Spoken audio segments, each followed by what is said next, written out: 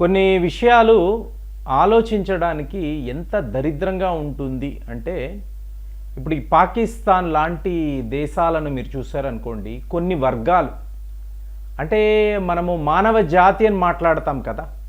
So రాక్షస జాతి అనేది ఉంది అనుకోండి, వాళ్ళ ఆలోచన విధానాలు ఎలా ఉంటాయి. ఇప్పుడు ఒక పిల్లాడు పుడతాడు, పుట్టిన వెంటనే వాడు తన మరణాన్ని ఎంచుకుంటున్నాడు. ఇది ఎంత దారుణం అంటే, ఒక 10 ఏళ్ల వరకు సరదాగా వాడు ఆడుకుంటున్నవాడు తరువాత వాళ్ళ తల్లిదండ్రులు తీసుకువెళ్ళి ఒక మత గురువు అనండి, లేదా ఈ బ్రెయిన్ వాష్ చేసే ఈ తీవ్రవాద నాయకులు, మరి తేడా లేదు కదండి ఇవాళ.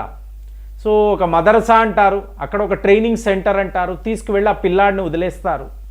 అక్కడ వీడికి భారత్ అనబడే శత్రువు అని బ్రెయిన్ వాష్ చేయబడుతుంది.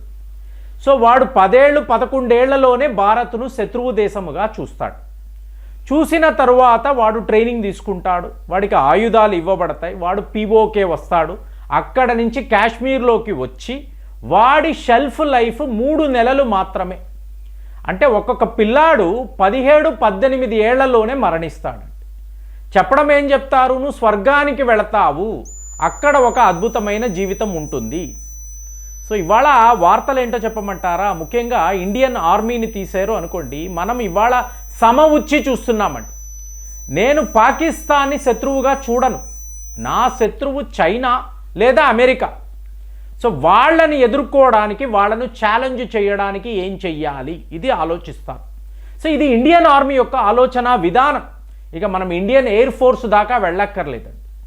సో అలాంటప్పుడు మనం ఈ తీవ్రవాదులు, పిల్లాళ్ళు, కుర్రాళ్ళు, టీనేజర్స్, వీళ్ళు తుపాకులు పట్టుకొని జిహాద్ అనుకుంటూ భారత్లోకి వస్తున్నారు అనుకోండి, మనం ఏం చెయ్యాలి?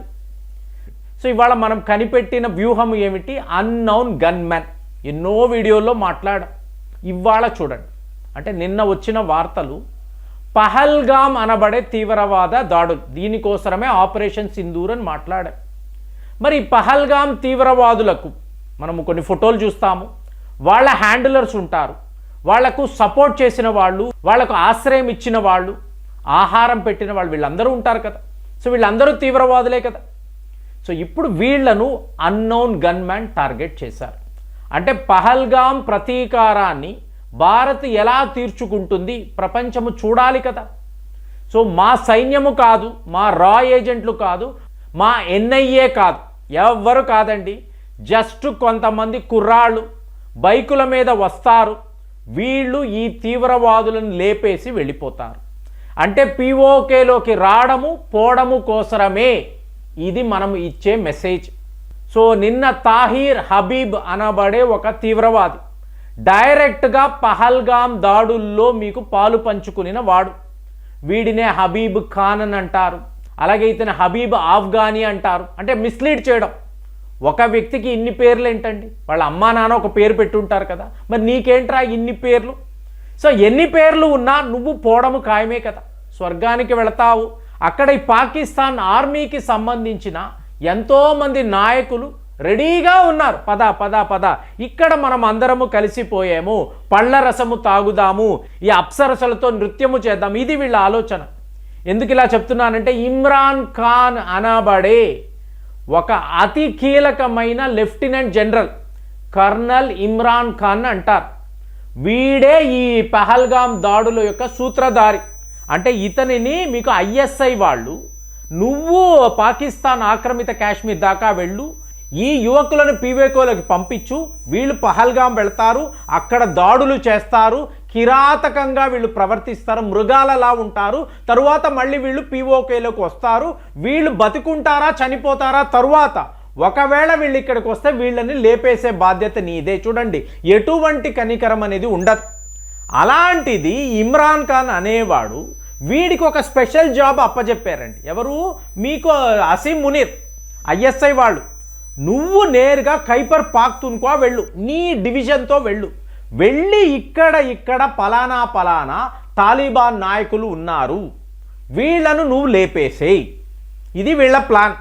సో మీకు పీఓకేలో తీవ్రవాదము అన్నవాళ్ళు మేము తీవ్రవాదులపై యుద్ధం అని చెప్పుకొని వెళ్ళారు.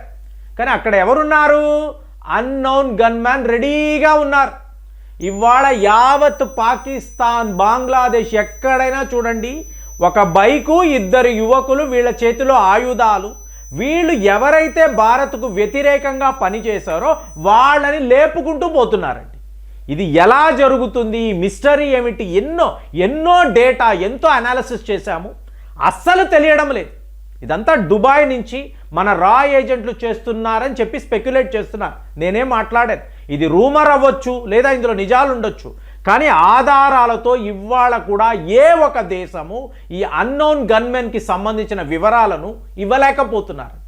ఎందుకు చెప్తున్నానంటే అమెరికాలోనూ ఇదే జరుగుతుంది, కెనడాలో, యూకేలో, పాకిస్తాన్, బంగ్లాదేశ్లో అయితే వందల మంది ఇలా పోతున్నారు.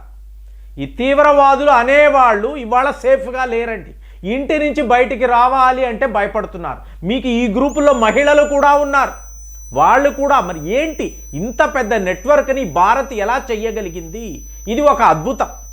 సో ఇప్పుడు ఇమ్రాన్ ఖాన్, కర్నల్ ఇమ్రాన్ ఖాన్ మీకు ఖైబర్ పాఖ్తూన్ఖ్వా దగ్గరికి వెళ్ళాడు. అక్కడ మీకు అన్నోన్ గన్మెన్ రెడీగా ఉన్నారు. పాయింట్ బ్లాంక్లో ఇతన్ని వేసేశారు.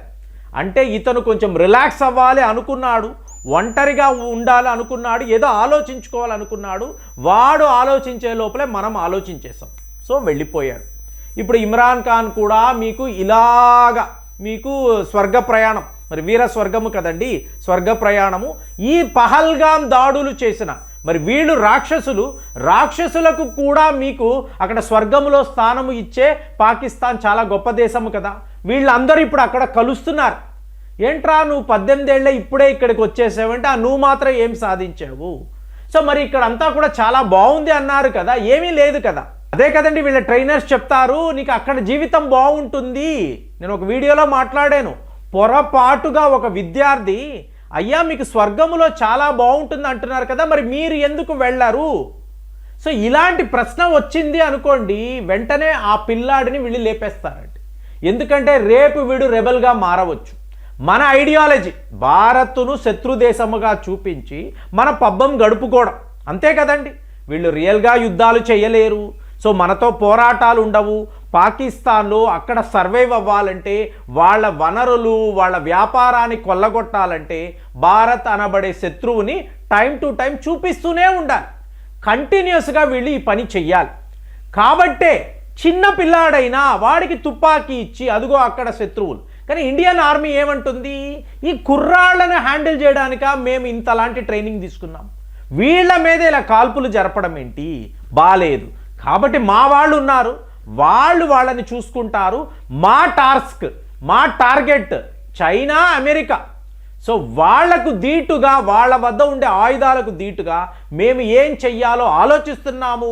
మేము పరీక్షలు చేస్తున్నాం. DRDO వైపు నుంచి అత్యుత్తమమైన ఆయుధాలను సిద్ధము చేస్తున్నాము. ఇదంతా ఏంటి, రేపు ఒక భారీ కాన్ఫ్లిక్ట్ వచ్చినప్పుడు పాకిస్తాన్ ద్వారానే వస్తుందండి. పాకిస్తాన్నే వీళ్ళు వాడతారు, డైరెక్ట్గా మనతో యుద్ధము చెయ్యరు. పాకిస్తాన్ని బలిపశువు చేస్తారు. ఆ బలిపశువుని కొట్టి వాడి వద్ద ఉండే మీ ఆయుధాలను కూడా కొట్టాలి అంటే ఖచ్చితంగా మేము రెడీగా ఉండాలి. Indian army, air force, navy, దానికోసమే మేము ఈ స్థాయిలో మా ప్రిపరేషన్లో ఉన్నాము. అలాంటప్పుడు ఇలాంటి వాళ్ళు, ఒక పాకిస్తాన్ యొక్క లెఫ్టినెంట్ జనరల్, ఈ తీవ్రవాదులు, వీళ్ళు చేసే ఈ ఆగడాలు, దీనిని చూసుకోవడానికి మా అన్నోన్ గన్మెన్ సిద్ధముగా ఉన్నారు. ప్రపంచమంతా వీళ్ళు ఉన్నారండి. ఒక్క పాకిస్తాన్, బంగ్లాదేశ్ అనుకోకండి, యావత్తు ప్రపంచములో మా నెట్వర్క్ చాలా చాలా స్ట్రాంగ్గా ఉంది. ఎక్కడ మాకు వ్యతిరేకంగా మీరు ఏ పనులు చేసినా మేము మిమ్మల్ని లేపేస్తామని చెప్పి క్లియర్గా నిన్నటికి నిన్న కూడా ఒక అతిపెద్ద మెసేజ్ పాకిస్తాన్ లాంటి దేశానికి మనం పంపించాము. మరి అన్నోన్ గన్మెన్ గురించి మీ వద్ద ఎలాంటి సమాచారం ఉంది? కామెంట్స్లో రాయండి. మళ్ళీ వచ్చే వీడియోలో కలుద్దాం. జై హింద్.